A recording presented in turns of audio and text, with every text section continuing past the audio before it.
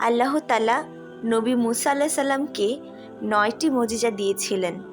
এর মধ্যে অন্যতম একটি হলো তার ব্যবহৃত লাঠি মাটিতে নিক্ষেপ করা মাত্র অজগর সাপের মতো রূপ ধারণ করত। এরপর তিনি তা হাত দিয়ে ধরলে আবারও আগের মতো লাঠিতে পরিণত হয়ে যেত। মুসা আলাইহিস সালামের লাঠিটি সাপের রূপ ধারণ করার ঘটনা ঘটেছিল যখন তিনি ফেরাউনকে আল্লাহর একত্ববাদের প্রতি আহ্বান করলেন।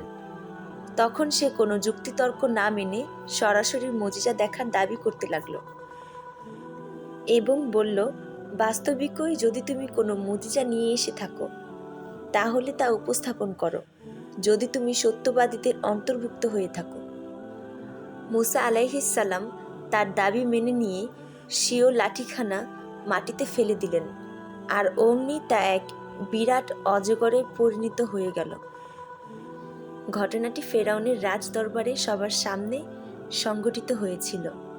কিন্তু এই মুজিজা দেখার পরও আল্লাহর ওপর ঈমান আনেনি ফেরাউন।